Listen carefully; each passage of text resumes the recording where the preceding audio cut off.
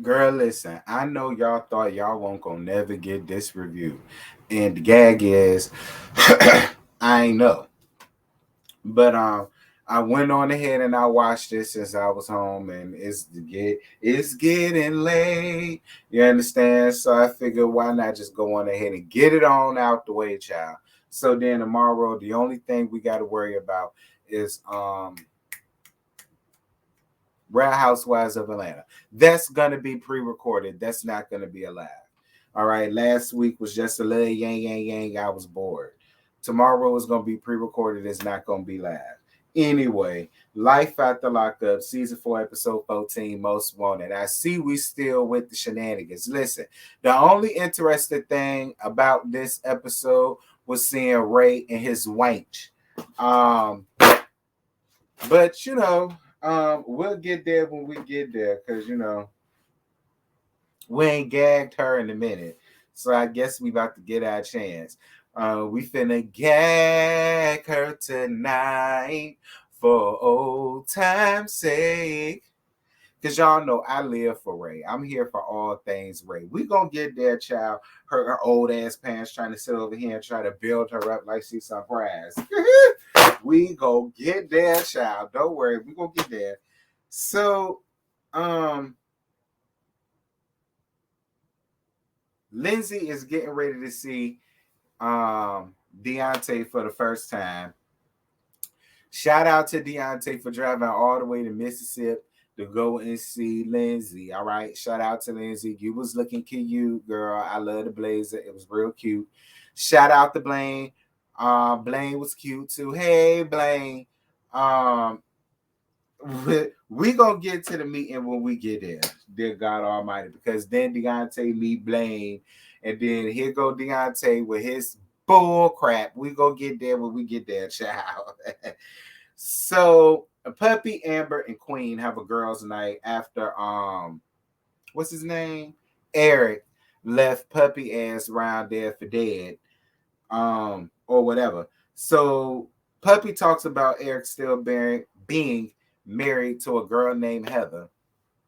And listen, Puppy obviously is something going on as to why he's never going to divorce this woman.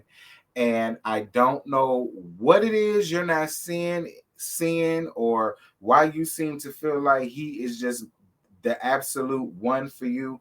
I don't know what's blinding you, but you wasted your time, La Mama.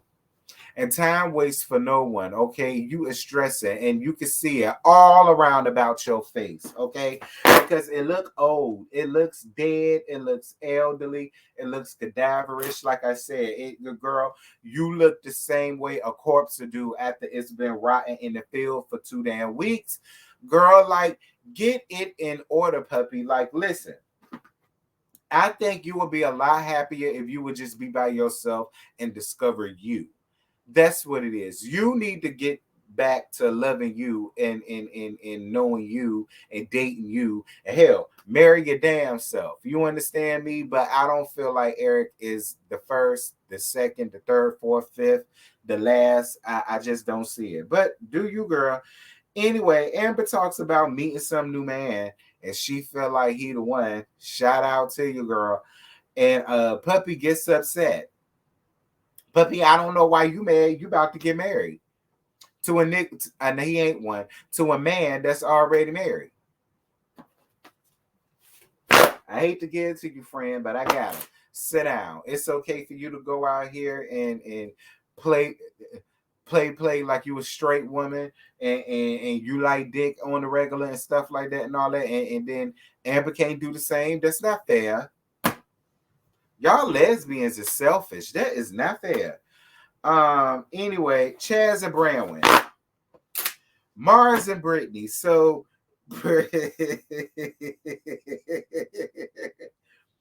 so uh they was, I don't know where they was going. Maybe they was leaving. Well, no, they wasn't leaving the therapy session. Well, maybe they was leaving a therapy session. I don't know. And they was in his truck or whatever. So he decides to pull down to the car wash or whatever so the truck could get washed. And so while the truck was being washed, Brittany ran outside to go and make a phone call. I guess she was setting some things up for her real estate job or whatever.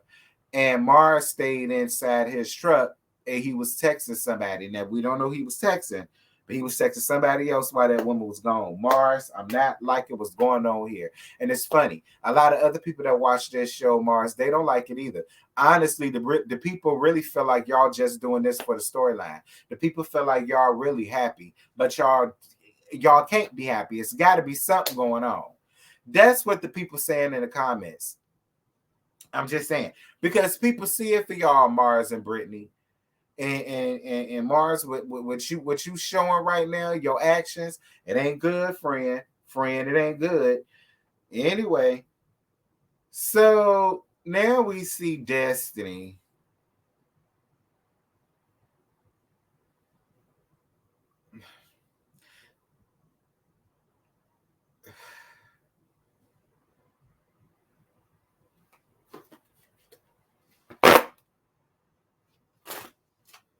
I'm gonna keep my comments about Destiny to myself because I was about to get real ignorant. Okay, I was about to get real ignorant, and I didn't want to offend nobody because I know how y'all do. Some of y'all do anyway. I say one thing to one person, and then everybody get offended. Um,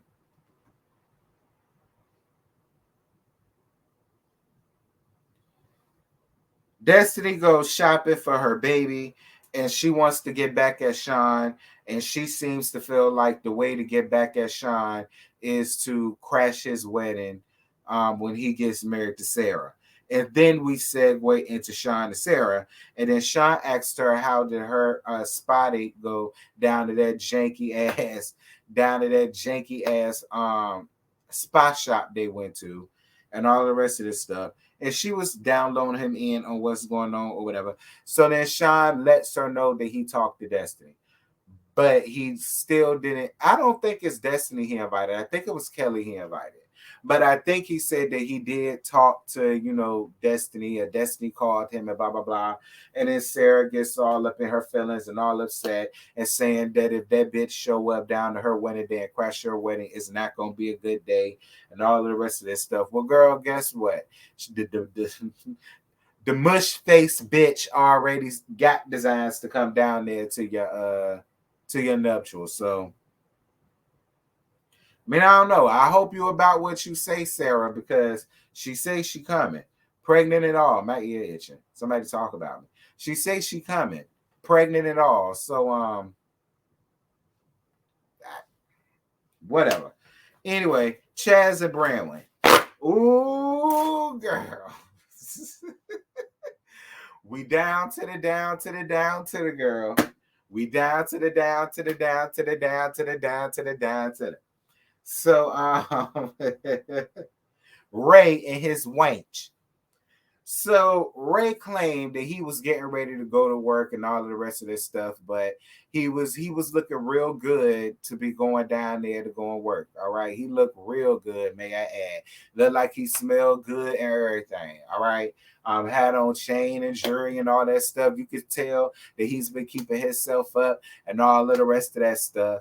And it was real good to see Ray. Y'all know I live for Ray. I'm all down for Ray. I'm glad Ray doing good and he looking good. Shout out to Ray. But yeah, he really didn't go to work. He went down to the Wench's parents' house, the ones that's responsible for the Wench. He went around there. He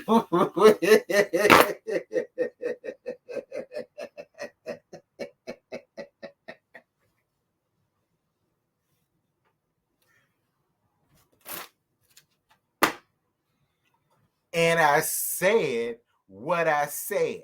He went around there to the ones that's responsible for the wench to go around there and get their hand in marriage. Now, let me tell you something. I get the dad's feelings because that's his daughter. And he's a girl dad. He has two daughters. He raised two daughters. So I totally understand how he is. And I could tell that by the kind of man he is, he was real present in his daughter's life. And that's a good thing. He old school. So I know he raised them because me and Brittany damn near the same age, if we're not the same age. I think we are. So I know how she was raised, you know. So I totally get it. But when he asks for permission to marry her, the mama gonna say, well, y'all are adults, so I have no choice but to give my consent to it. And then the daddy was like, well, I'm a reserve my answer or whatever, because I want to make sure that my daughter's being taken care of, and this, that, and this. And listen, I understand that's y'all daughter and all of that, and y'all supposed to build y'all daughter up and think highly of y'all daughter and want more for y'all daughter. I totally get that, and I ain't mad at it. I'm not. I totally get the parents' feelings. I do. I do. But with all of that having been said, let me tell y'all this though. Your daughter ain't worth two flying shit stains on the shingle. Okay? Let's just be clear. Your daughter, she ain't worth shit. I'm sorry to have to tell y'all that. She's a spoiled, pretentious brat at an adult age. You understand me? Her womanness does not match mine. You understand me? And me and all my hoes classy. You get my drift? So I mean, I get what y'all trying to do. I totally get it. Fine. I'm glad Ray was a man about it. He accepted for what it was. But it don't matter what the hell y'all say anyway, because your daughter wants to get married to Ray, and for whatever reason, Ray feels like y'all daughter. He feel the same way y'all do. She the end all be. I don't know what it is that y'all see in it, but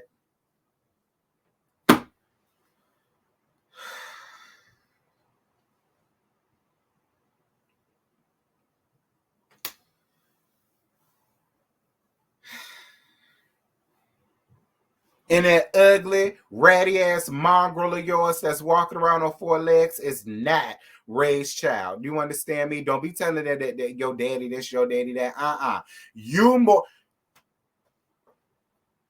you more his mama, that you more the dog mama than Ray is the dog daddy. Be clear. Let's not go there. Anyway, let me move on before I really say something to her. And she ain't even do nothing this episode. Then everybody gonna say I'm doing too much. I'm gonna let her be. I just haven't gagged her in so damn long. I hope you watching. So, so Puppy and Amber. So Puppy still ain't heard from Eric, and Eric still left her ass for dead. Moving on. Tyler and Chance. So apparently Bobby relapsed and she overdosed round there to the house. Which is really sad, but I am glad to hear that she's at least doing good and all of that good stuff. But Tyler, you keep trying to say you don't understand why Bobby relapsed. And then what pissed me off about that entire scene was how Chance was sitting there trying to say, well, it's really sad about what she's going through. I know because I've been there too. But, has she really killed herself? I could have went back to jail. You could have got your kids taken away and such and yada yada and do-si do.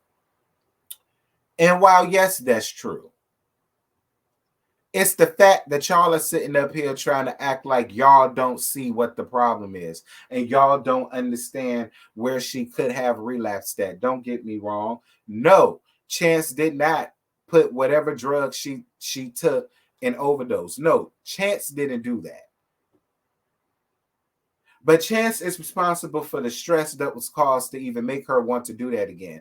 Think about it. Everything was fine until you brought this man up in your house. You trying to force your daughters onto this man, trying to force your daughters to accept this man as they dad and this, that, and this. He just completely came in and completely turned her life and her routine upside down. And you found no problem with it happening. But you just don't understand what she could possibly be going through as to why this is going on.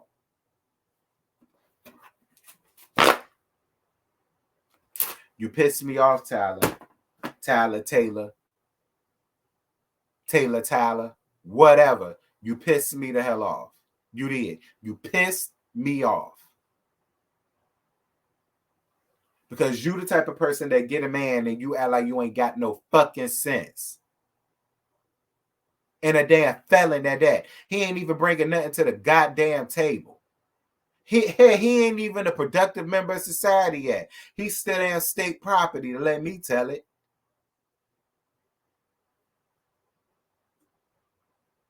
I know your real baby daddy turning over in his grave. He gotta be, because I know I would. I hope you watching. Moving on.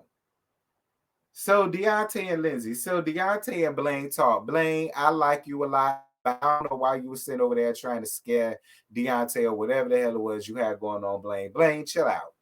All right. At the end of the day, Lindsay is a grown damn woman and she wants some nigga dick. And damn it, he giving her some good dick. Don't ask me how I know. Just know I know. He giving her some good dick. And you not finna spoil it or ruin it for her. She done already told you. She already planned on stripping him down butt naked and riding it in reverse cowgirl. Bitch, I don't the fuck blame you. I would have did it too. Matter of fact, Blaine wouldn't have even been there. Blaine would have had to go somewhere else. Yes, his house, but he would have had to go somewhere else. That would have been the first thing.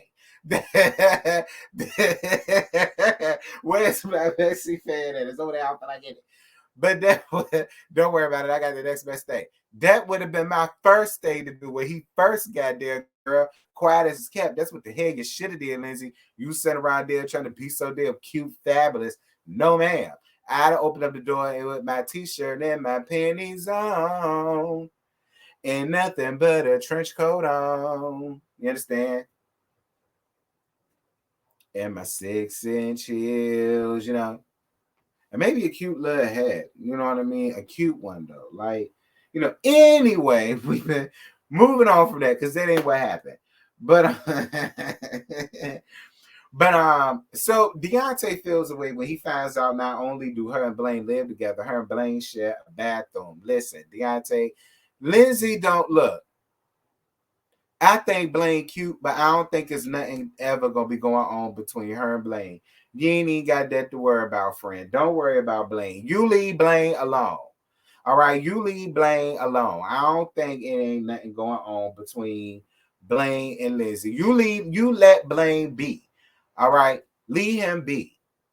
Dear God Almighty. You just worry about Lindsay. All right, that's what you need to worry about. You let Blaine be. Dear God Almighty, friend.